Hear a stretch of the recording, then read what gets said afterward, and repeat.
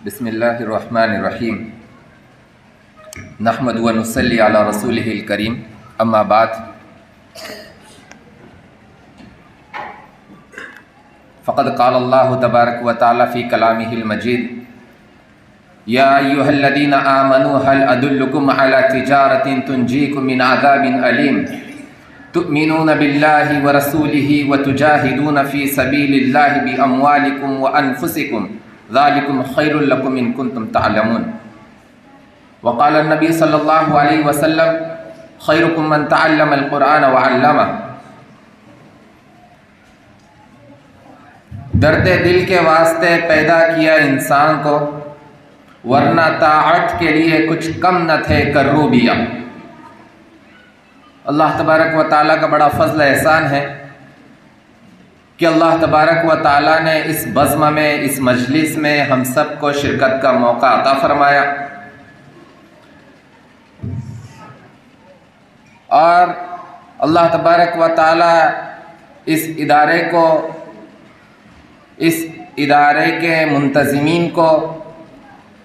اس ادارے کے معاونین کو، اور اس ادارے میں پڑھنے والوں کو، اور اس ادارے سے وابستہ ہر فرد کو اللہ تبارک و تعالیٰ قبول فرمائے۔ مجھے جو ذمہ داری دی ہے، تاثرات پیش کرنے کی ذمہ داری دی ہے، وقت بھی کافی ہو چکا ہے، تو میں مختصر طور پر اپنے تاثرات پیش کروں گا۔ کل جو مسابقہ پیش آیا، جو تقاریر کا مقابلہ ہوا، اس کے متعلق میں کچھ عرض کرنا چاہتا ہوں کہ اس ادارے میں جو پڑھائی بچے پڑھ رہے ہیں، ابھی تو ابتدائی پڑھائی کر رہے ہیں، ابتدائی فارسی چل رہی ہے، حفظ کر رہے ہیں، دینیات پڑھ رہے ہیں، تو ہم نے اسی اعتبار سے سوچا تھا کہ تقاریر کا مقابلہ بھی اسی اعتبار سے ہوگا، ابتدائی بچے پڑھ رہے ہیں۔ لیکن جو میری سوچ تھی، میں اس کو خام خیالی کہوں گا کہ طلباء نے اس کو جھوٹ ثابت کیا، اور اتنا اچھا پروگرام پیش کیا اور اتنی بہترین تقریریں پیش کی کہ مجھے نمبرات دینا میرے لیے مشکل ہو گیا۔ 3 زبانوں میں طلباء نے تقریریں پیش کی، اردو میں جو ہماری مادری زبان ہے اس میں بھی پیش کی، انگریزی میں بھی پیش کی، اور عربی زبان میں بھی طلباء نے تقریر پیش کی، اور ماشاءاللہ تینوں زبانوں میں طلباء نے نہایت ہی عمدہ طریقے سے اپنے سپیچ کو، اپنے بیانوں کو اور اپنے تقریروں کو پیش کیا، جن میں نہ تلفظ میں کوئی کمی تھی، نہ حفظ میں کسی قسم کی کوتاہی تھی، اور نہ ان کے انداز میں کوئی کمی تھی۔ ہر اعتبار سے طلباء نے کوشش کی، اور ان کے اوپر اساتذہ نے بھی جو محنت کی ہے وہ بھی قابل قدر ہے اور بے مثال ہے۔ لہٰذا اس ادارے کے جو معاونین ہیں، خاص طور پر جو دیگر صوبوں سے تشریف لائے ہیں، ہمارے متعلقین عزیزان کرام، سب ہم واقف، ہم ایک دوسروں سے واقف میں رہ چکے ہیں، ہم ساتھ میں، تو ان حضرات سے میں کہنا چاہوں گا کہ واقعی میں مولانا اختر صاحب جو اس ادارے کو چلا رہے ہیں، اپنی ذمہ داری کو بہت ہی اچھے سے نبھا رہے ہیں، بہت عمدہ طریقے سے ادا کر رہے ہیں کہ مدرسے کو غالباً 8واں سال چل رہا ہے، 8واں سال چل رہا ہے، اور طلباء کے اندر یہ اس طرح کی محنت کرنا، یہ ان کے اساتذہ کا کمال ہے، اور طلباء نے بھی اتنی محنت کرنا، یہ بھی ان کا کمال ہے۔ لہٰذا ایک لازم ملزوم چیز ہوتی ہے اساتذہ کی محنت طلباء کے اوپر، اور طلباء کو اس کو قبول کر کے اس کے مطابق چلنا، یہ طلباء کی محنت، اور دونوں کا کمبینیشن بہت ہی عمدہ ہے۔ یہ تو ہو گئے میرے کل کے مقابلے کے تاثرات آپ حضرات کے سامنے پیش کرنا، ایک انصاف کے ساتھ ایک میری ذمہ داری تھی نہ میں اس میں مولانا اختر صاحب کی طرف سے حمایت میں کچھ زیادہ باتیں کہہ رہا ہوں، نہ اس کے اندر کوئی جان بوجھ کے کوتاہی کر رہا ہوں۔ جیسا میں نے دیکھا، جیسا میں نے پایا، ویسے میں آپ حضرات کے سامنے ان باتوں کو رکھ رہا ہوں کہ واقعی میں طلباء نے بہت محنت کی ہے۔ انفرادی طور پر بھی طلباء سے میں نے گفتگو کی، ان کو بھی کچھ پوچھنے کا موقع دیا، میں نے بھی انہیں کچھ سمجھایا۔ تو طلباء کے اندر کی یہ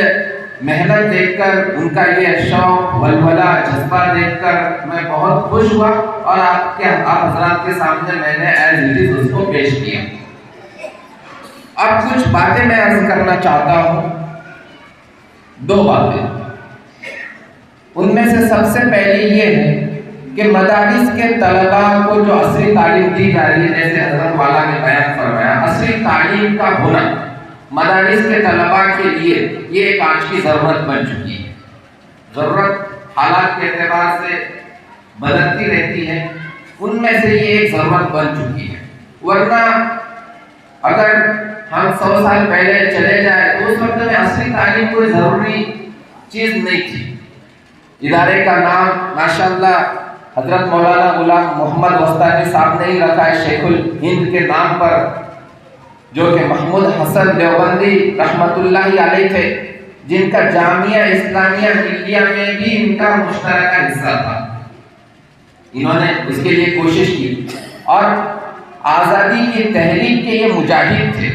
جنہوں نے ریشمی رومال تحریک چلائی، انگریزوں کو ملک سے نکالنے کے لیے کوشش کی، اور جو عدم تعاون کی ایک تنظیم تھی، عدم تعاون یعنی انگریزوں کا سپورٹ نہیں کرنا، ان کی چیزیں استعمال نہیں کرنا، سودیشی چیزیں استعمال کرنا، اس میں بھی انہوں نے کافی حصہ لیا۔ اور جب ان کی پیدائش، شیخ الہند کی پیدائش ہے 1851، اور جب تحریک ریشمی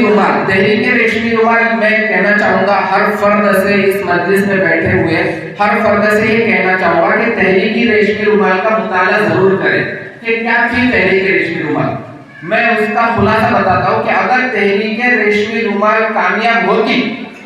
تو ہندوستان کو 1947 کا انتظار نہیں کرنا پڑتا، آزادی کے لیے 1947 کا انتظار نہیں کرنا پڑتا، بلکہ شیخ الہند کی اس تحریک کی وجہ سے ملک کئی سال پہلے آزاد ہو چکا ہوتا۔ لیکن تحریک ریشمی رومال پکڑی گئی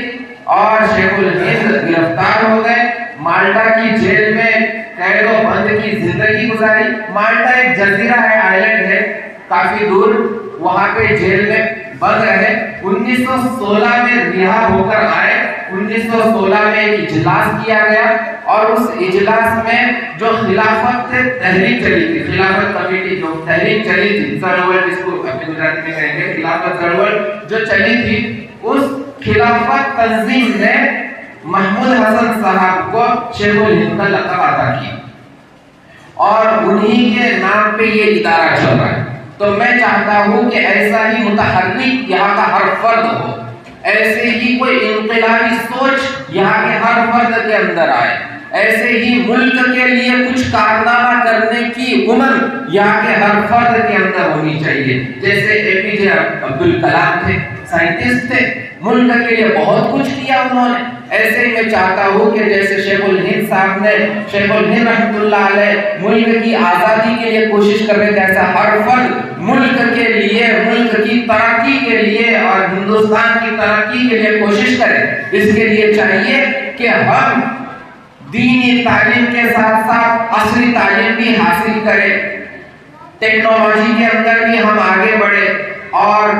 اس کے لیے کافی سہولتیں آج مہیا ہے۔ اسکل ڈیولپمنٹ کرے، ہنر سیکھے، اور خود کی ترقی کے لیے اور ملک کی ترقی کے لیے کوشش کرے۔ ماشاءاللہ آپ کے پاس پڑھانے والے اساتذہ بھی کافی اچھے، جو خود یو پی ایس سی کی تیاری کر رہے ہیں، ارمان سر وغیرہ سے میں نے بات کی، وہ خود یو پی ایس سی کی پڑھائی کر رہے ہیں، اچھی بات ہے۔ ان کا جو گروپ ہے وہ بھی طلباء کو اچھے سے تعلیم دے رہا ہے۔ تو طلباء کے لیے بھی چاہیے کہ اس طریقے کی کوشش کرتے رہے، اور پڑھائی کبھی ضائع نہیں ہوتی ہے۔ ابھی ہم پڑھ چکے، عالمیت کر لی، افتاء کر لی، لیکن ایل ایل بی میں ابھی بھی کر رہا ہوں، وکالت کی پڑھائی ابھی بھی چل رہی ہے۔ تو پڑھائی انسان کرتے رہے، دینی تعلیم پڑھتا، طالب علم مرتے دم تک طالب علم ہوتا ہے، یہ تو آپ حضرات کو پتہ ہی ہے، لہٰذا یہ کوشش کریں۔ دوسری نصیحت جو میری طرف سے نہیں ہے بلکہ مفکر اسلام مولانا ابوالحسن علی ندوی رحمۃ اللہ علیہ نے فرمائی تھی، برما میں جب رنگون تشریف لے گئے تھے تو رنگون میں انہوں نے کہا تھا کہ برما کے مسلمانوں سے انہوں نے یہ درد بھری اپیل کی تھی کہ میں چاہتا ہوں کہ برما کے مسلمانوں تم اپنے ملک کے ہر فرد تک اسلام کی دعوت پہنچاؤ۔ یہ درد بھری اپیل انہوں نے اس وقت کی تھی جب برما میں وہ تشریف لے گئے تھے تقریباً 60 کی دہائی میں۔ تو یہ اپیل یہ بندہ یہ ناچیز بھی کر رہا ہے کہ ہماری ذمہ داری ہے کہ ہم ہمارے ملک کے باشندوں تک، ہمارے برادران وطن تک حق اسلام کا، قرآن کا اور ہمارے پیغمبر کا پیغام ان تک ہم پہنچائے جیسا ہم سے ہو سکے، اخلاق کے اعتبار سے، کردار کے اعتبار سے اور صریح طور پر قرآن کی تعلیمات کے ذریعے سے۔ یہ دو باتیں میں نے عرض کر دی۔ اس کے بعد میں پھر سے اپنے موضوع پر لوٹ کر آتا ہوں کہ جو پروگرام پیش کیا گیا تھا اس میں 21 طلباء نے حصہ لیا تھا، جس میں سے 2 طلباء نے اول پوزیشن حاصل کی ہے، 2 طلباء نے سیکنڈ پوزیشن حاصل کی ہے اور 3 طلباء نے تھرڈ پوزیشن حاصل کی ہے، کیونکہ نمبرات کا دینا ہی اتنا مشکل ہو چکا تھا کہ کس کو اول دیا جائے، کس کو دوم دیا جائے۔ تو یہ غیر اختیاری طور پر 2 پوزیشن 3 پرسن ان 1 پوزیشن کی کیفیت پیدا ہو گئی ہے۔ تو ناموں کا اظہار میرے بعد میں مفتی صاحب آپ کے سامنے کریں گے کہ کس کا اول پوزیشن، کون سیکنڈ پہ ہے اور کون تھرڈ پہ ہے، اور ان کے انعامات ادارے والے منتظمین اپنے اپنے اعتبار سے تقسیم کریں گے۔ بہرحال لاسٹ بٹ ناٹ لیسٹ کے تحت ایک بات عرض کروں کہ مولانا حضرت غلام مستانوی صاحب ہمیشہ ان کو جب دوسرے حضرات عقل کو تشریف لاتے تھے، حضرت بلاتے تھے، تو لوگ عقل قوا کو دیکھ کر ایک بات کہتے تھے کہ عقل قوا کا مدرسہ جنگل میں منگل ہے،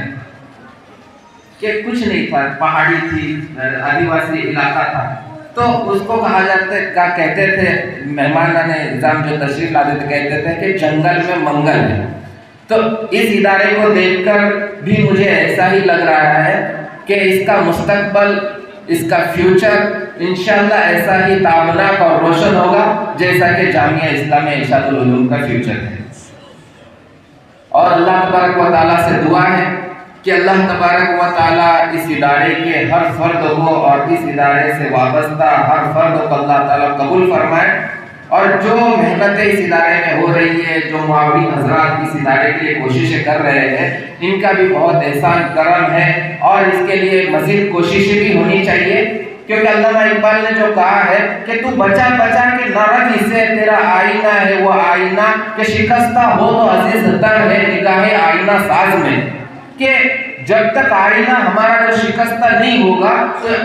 اللہ کی نگاہ میں یہ عزیز تر کیسے ہو سکے گا؟ اور ہمارا آئینہ ہر ایک کے پاس الگ الگ ہے، کسی کے پاس مال و دولت کا آئینہ ہے، جب تک وہ شکستہ نہیں ہوگا تو اللہ کے نزدیک عزیز تر نہیں ہوگا، کسی کے نزدیک صلاحیتوں کا آئینہ ہے کہ وہ تب تک شکستہ نہیں ہوگا تو اللہ کی نگاہ میں وہ عزیز تر نہیں ہوگا، کسی کے نزدیک ایک اپنے خود ایٹیٹیوڈ کا آئینہ ہے کہ جب تک وہ ایٹیٹیوڈ شکستہ نہیں ہوگا تو اللہ کی نظر میں وہ کب عزیز تر ہوگا۔ لہٰذا اسی کو فرمایا تو بچا بچا کے نہ رکھ اسے، تیرا آئینہ ہے وہ آئینہ شکستہ ہو تو عزیز تر ہے نگاہ آئینہ ساز میں۔ انہی باتوں پر میں اپنی اس مختصر سے تصور کو اور اس مختصر سے جو بچوں نے پروگرام پیش کیا ان باتوں کو سمیٹتا ہوں۔ اللہ تبارک و تعالیٰ کے سننے سے زیادہ عمل کی توفیق عطا فرمائے۔ وآخر دعوانا الحمدللہ۔